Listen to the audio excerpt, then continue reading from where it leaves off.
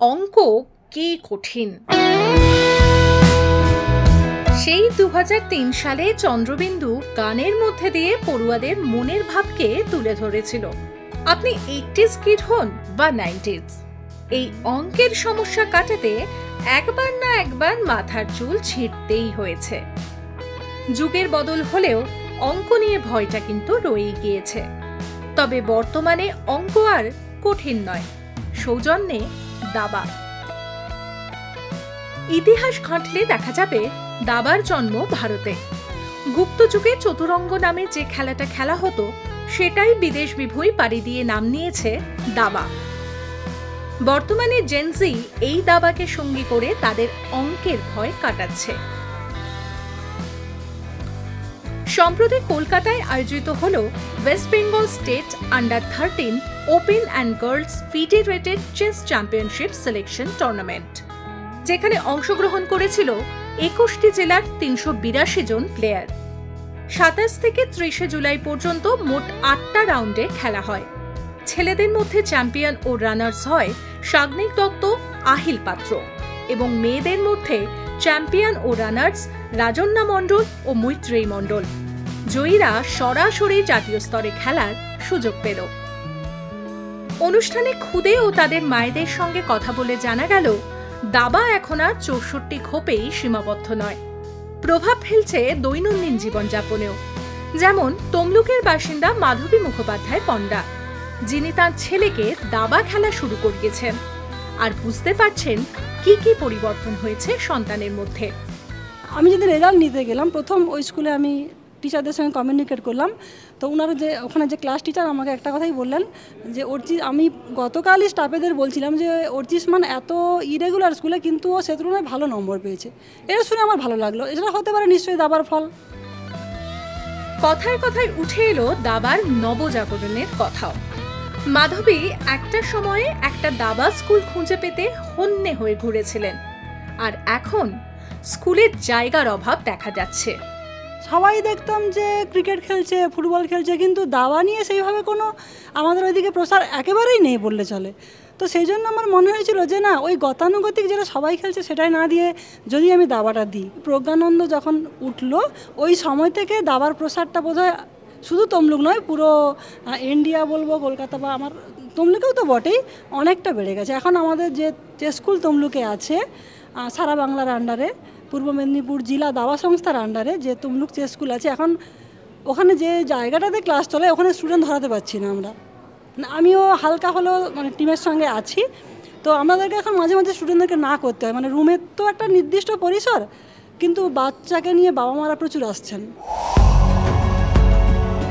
বিগত কয়েক বছরে ভারতের দাবার নবজাগরণ ঘটেছে। বিশ্বনাথন আনন্দ, দিব্যেন্দু বড়ুয়া যে শুরুটা করেছেন সেটা কিছুটা এগিয়েছে সূর্যশেখর গঙ্গোপাধ্যায়, দীপ্তায়ন ঘোষদের হাত ধরে। 2010 সালের পর থেকে উঠে আসেন এক ঝাঁক প্লেয়ার। রমেশবাবু, প্রজ্ঞানন্দ, অর্জুন এরিকাইসি, নিহাল সারিন, দম্মারাজু গুকেশ, দিব্যা দেশমুখদের হাত ধরে বিশ্বমঞ্চে ফের দাপট দেখাচ্ছে দাবা।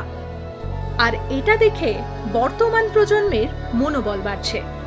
শুধু অঙ্কের ভয় নয়, মোবাইলের আসক্তি কাটাতেও কাজ করছে দাবা। স্মার্টফোন ও এআই এর যুগে শিশুদের স্ক্রিন টাইম কম রাখাই চ্যালেঞ্জের। এতে মস্তিষ্কের বিকাশের গতি যেমন কমছে, তেমনই ভাবার ক্ষমতাও কমছে। সেটাই শোনা গেল অভিভাবক বিশ্বজিৎদের গলায়। এখনকার দিনে জানেন তো মোবাইল সবাই দেখে, ছেলে তখন মোবাইলই দেখতো, মোবাইলে বিভিন্ন রকম গেমগুলো খেলতো। ফলে আমি চেষ্টা করেছিলাম যদি দাবাতে সে একটু কনসেন্ট্রেট করে তাহলে হয়তো ওই সময়টা এখানে দিতে পারবে। সেই কারণে অ্যাকচুয়ালি হ্যাঁ একদম তাই, সেই জন্যই ওকে দাবাতে দেওয়া।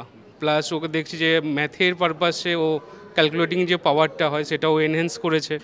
ফলে এটাতে নিয়ে ফিউচারে কিছু করার ইচ্ছা আছে। যখন দেখা যাচ্ছে ও কোথাও কোনো প্রাইজ পাচ্ছে বা কোথাও ভালো পারফর্ম করছে, তখন ওর যারা রিলেটিভ বলুন বা আমাদের রিলেটিভ যারা, প্লাস ওর স্কুলের যারা, ওর সহপাঠী যারা, তারাও খোঁজ খবর নিচ্ছে যে কোথাও গেলে আমরা এর কোচিংটা পাবো বা কী করে এই পারপাসে আমরা এগোতে পারবো, এগুলো খোঁজ খবর অনেকে নিচ্ছে। মাইন্ড চেস একাডেমির সিইও জয়ন্ত সরকার জানান, দাবা মস্তিষ্কের দুদিকে বিকাশ ঘটায়, পাশাপাশি বাচ্চাদের মধ্যে স্থিরতা আনতেও সাহায্য করে। সেই কারণে দাবা এখন আর পেশা নয়, সন্তানদের বিকাশেও সাহায্য করছে। অনেক অঙ্ক হিসেব নিকেশ থাকলেও দাবা এখন প্যাশন 12 বছর বয়সী অহন্যাদের। তার কথাতে উঠে এলো দাবা খেলে অঙ্কের প্রতি ভালো লাগার কথা। দাবা এখন আমার প্যাশনের মতো হয়ে গেছে, সারাদিন এটাকে নিয়েই চর্চা করছি, তো দাবা অবভিয়াসলি ভালো লাগবে। কেন ভালো লাগবে? আসলে মাইন্ড গেম এমন একটা জিনিস না যেটা আমার মাইন্ডটাকে খুব শান্ত করে দেয়।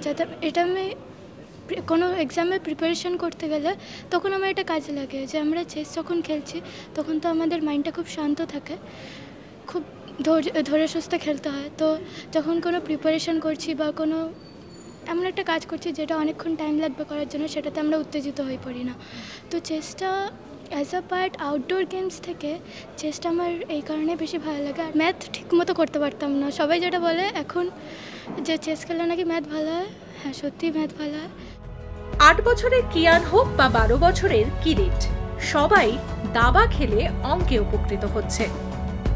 এই প্রসঙ্গে নিউরোলজিস্ট যশোধরা চৌধুরী এই সময় অনলাইনকে বললেন, চেস খেলা দেখা গেছে যে কেন অঙ্কের সাথে একটা যুক্ত আছে। চেস খেলাতে ফ্রন্টাল লোবের ফাংশনগুলো লাগে। ফ্রন্টাল লোব মানে প্রিফ্রন্টাল কর্টেক্স, এবং সেটা কি করতে হেল্প করে? এক্সিকিউটিভ ফাংশন, অর্থাৎ প্ল্যান, স্ট্র্যাটেজি, কিভাবে কি এগোবো, কিভাবে চাল দেব, ডিসিশন মেকিং, এগুলো এবং সিকোয়েন্সিয়ালি সাজানোতে হেল্প করে।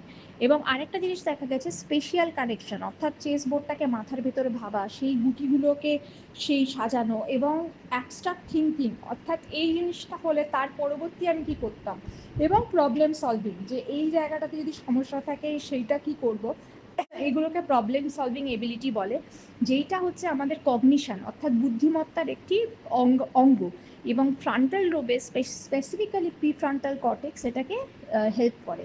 সেই জন্য দেখা গেছে যে যারা চেস খেলছেন ছোট থেকে, তাদের ক্ষেত্রে অঙ্কের এই অ্যাবস্ট্রাক্ট জিনিসগুলো সলভ করা অর্থাৎ প্রবলেম সলভিং ক্যাপাবিলিটি বা অ্যানালিটিক্যাল স্কিল বেটার ডেভেলপ করছে। এবং চেসের অনেক চাল দিয়ে কিছু অঙ্ক, বিশেষ করে যেগুলোতে প্রবলেম নিহিত থাকে, সেগুলো বেটার সলভ করা যাচ্ছে।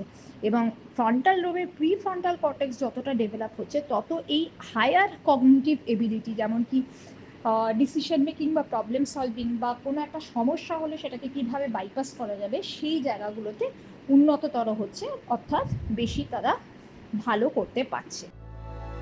দাবার এই বিপুল গ্রোথ ও ক্রমবর্ধমান জনপ্রিয়তা আর্থিক দিক থেকেও উন্নতি করছে। এই বিষয়ে আন্তর্জাতিক আরবিটার ও উত্তর 24 পরগনা জেলা দাবার সেক্রেটারি দেবাশিস বড়ুয়া জানালেন, চলতি বছরে তাদের সংস্থার সঙ্গে যুক্ত 7,000-এরও বেশি শিশু। প্রতি বছর এই সংখ্যাটা বাড়ছে। যারা পূর্ণ সময়ে দাবার কোচিং করান, তারা বর্তমানে একজন সরকারি কর্মীর থেকে বেশি টাকা আয় করেন।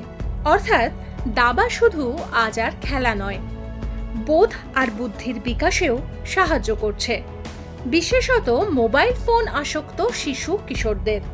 পাশাপাশি আন্তর্জাতিক স্তরে তথাকথিত জনপ্রিয় খেলার সঙ্গে কাঁধে কাঁধ মিলিয়ে পাল্লাও দিচ্ছে দাবা।